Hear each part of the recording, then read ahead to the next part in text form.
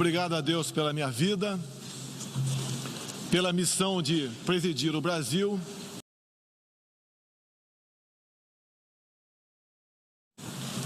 Apresento aos senhores um novo Brasil que ressurge depois de estar à beira do socialismo.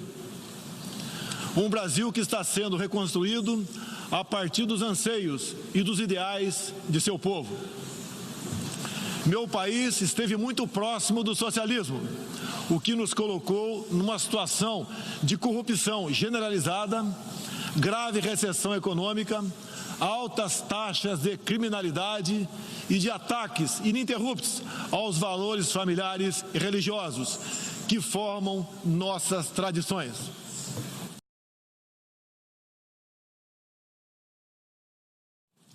Em 2013, um acordo entre o governo petista e a ditadura cubana trouxe ao Brasil 10 mil médicos sem nenhuma comprovação profissional.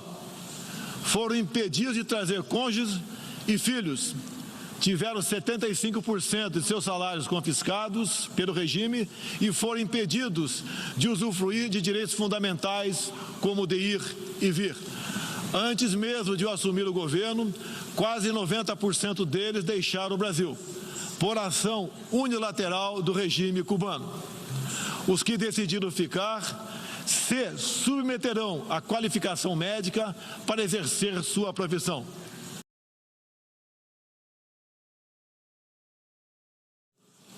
A Venezuela, outrora um país pujante e democrático, hoje experimenta a crueldade do socialismo.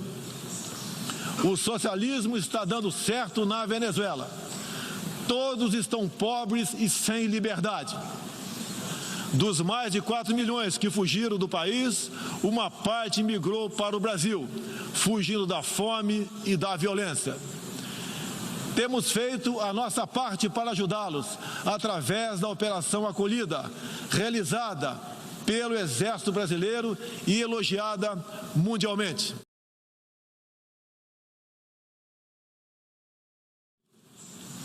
O Foro de São Paulo, organização criminosa, criada em 90 por Fidel Castro, Lula e Chávez, para difundir e implementar o socialismo na América Latina, ainda continua vivo e tem que ser combatido.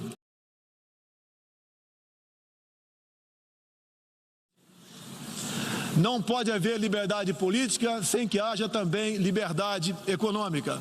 Livre mercado, as concessões e as privatizações já se fazem presentes hoje no Brasil. A economia está reagindo ao romper vícios e amarras de quase 2 décadas de irresponsabilidade fiscal, aparelhamento do Estado e corrupção generalizada. Em apenas 8 meses, concluímos os 2 maiores acordos comerciais da história do país. Aqueles firmados entre o Mercosul e a União Europeia e entre o Mercosul e a Área Europeia de Livre Comércio, o EFTA.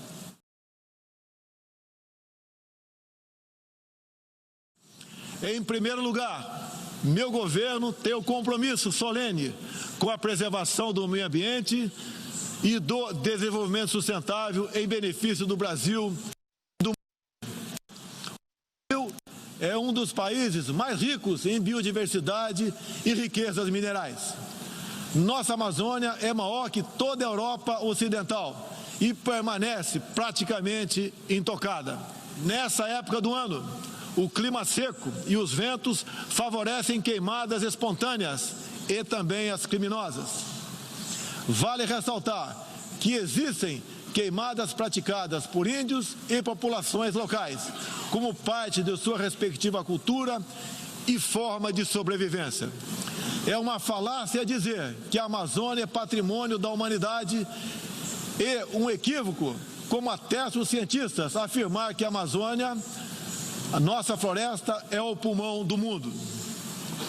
Valendo-se dessas falácias, um ou outro país, em vez de ajudar, embarcou nas mentiras da mídia e se portou de forma desrespeitosa com espírito colonialista. Questionaram aquilo que nos é mais sagrado, a nossa soberania. Hoje, 14% do território brasileiro está demarcado como terra indígena, mas é preciso entender que nossos nativos são seres humanos, exatamente como qualquer um de nós. Eles querem e merecem usufruir dos mesmos direitos de que todos nós. Alguns desses líderes, como o cacique Raoni, são usados como peça de manobra por governos estrangeiros na sua guerra informacional para avançar seus interesses na Amazônia. Isso demonstra que os que nos atacam não estão preocupados com o ser humano índio, mas sim com as riquezas minerais e a biodiversidade existentes nessas áreas. Eu quero ler uma carta aqui de grande parte das comunidades indígenas endereçadas para os senhores. O grupo de agricultores indígenas do Brasil, formado por diversas etnias e com representantes por todas as unidades da federação, que habitam uma área de mais de 30 milhões de hectares do território brasileiro, vem respeitosamente perante a sociedade brasileira endossar apoio total e restrito à indígena Izani Calapalo, bem como trazer à tona o atual quadro de mentiras propagado pela mídia nacional e internacional, que insistem em fazer dos povos indígenas do Brasil uma reserva de mercado sem fim, atendendo interesses estrangeiros de países que ainda enxergam no Brasil uma colônia, sem regras e sem soberania. Um novo tempo para as comunidades indígenas é fundamental. A situação de extrema pobreza em que se encontram, sobrevivendo tão somente do Bolsa Família e de cestas básicas, nunca representou dignidade e desenvolvimento. Portanto, Izani Calapalo goza de confiança e do prestígio da liderança indígena interessada em desenvolvimento, empoderamento e protagonismo, estando apta para representar as etnias relacionadas anexas, que são 52. A França e a Alemanha, por exemplo, usam mais de 50% de seus territórios para a agricultura. Já o Brasil usa apenas 8% de terras para a produção de alimentos. 61% do nosso território é preservado.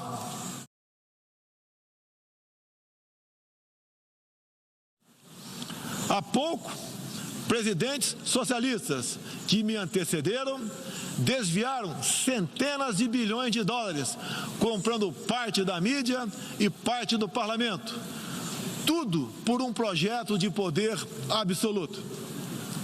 Foram julgados e punidos graças ao patriotismo, perseverança e coragem de um juiz que é símbolo no meu país, o doutor Sérgio Moro, nosso atual ministro da Justiça e Segurança Pública. Tínhamos que fazer algo a respeito dos quase 70 mil homicídios e dos incontáveis crimes violentos que anualmente massacravam a população brasileira. Nossos policiais militares eram o alvo preferencial do crime. Só em 2017, cerca de 400 policiais militares foram cruelmente assassinados. Isso está mudando. Medidas foram tomadas e conseguimos reduzir em mais de 20% o número de homicídios nos 6 primeiros meses do meu governo.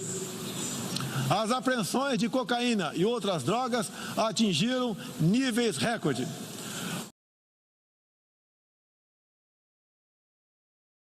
Acabamos de estender a isenção de vistos para países como Estados Unidos, Japão, Austrália e Canadá.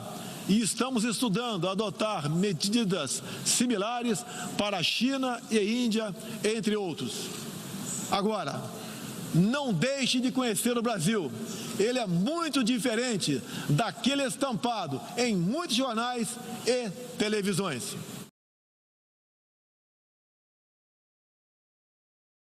A perseguição religiosa é um flagelo que devemos combater. de forma incansável. Nos últimos anos, testemunhamos em diferentes regiões ataques covardes que vitimaram fiéis congregados em igrejas, sinagogas e mesquitas.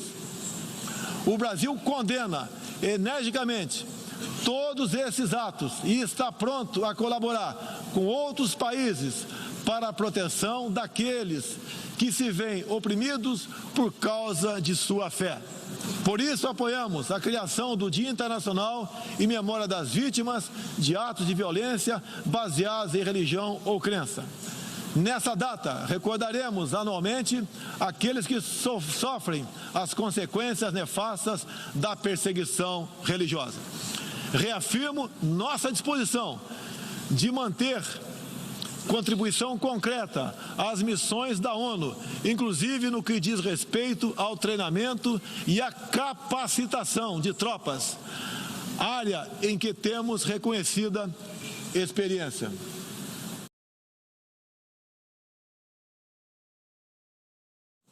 Em janeiro, estivemos em Davos, onde apresentamos nosso ambicioso programa de reformas para investidores de todo o mundo. Em março, visitamos Washington, onde lançamos uma parceria abrangente e ousada com o governo dos Estados Unidos em todas as áreas, com destaque para a coordenação política e para a cooperação econômica e militar. Ainda em março, estivemos no Chile, onde foi lançado o ProSul, importante iniciativa para garantir que a América do Sul se consolide como um espaço de democracia e de liberdade. Na sequência, visitamos Israel, onde identificamos inúmeras oportunidades de cooperação, em especial na área de tecnologia e segurança. Visitamos também um de nossos grandes parceiros no Cone Sul, a Argentina, com o presidente Maurício Macri e nossos sócios do Uruguai e do Paraguai, afastamos do Mercosul a ideologia e conquistamos importantes vitórias comerciais, ao concluir negociações que já se arrastavam por décadas. Ainda este ano, visitaremos importantes parceiros asiáticos, tanto no Extremo Oriente quanto no Oriente Médio, com Japão, China, Arábia Saudita, Emirados Árabes e Catar. Estamos ansiosos para visitar nossos parceiros e amigos na África, na Oceania e na Europa. O Brasil que represento é um país que está se reerguendo, revigorando parcerias e reconquistando sua confiança política e econômica. Estamos preparados para assumir as responsabilidades que nos cabem no sistema internacional.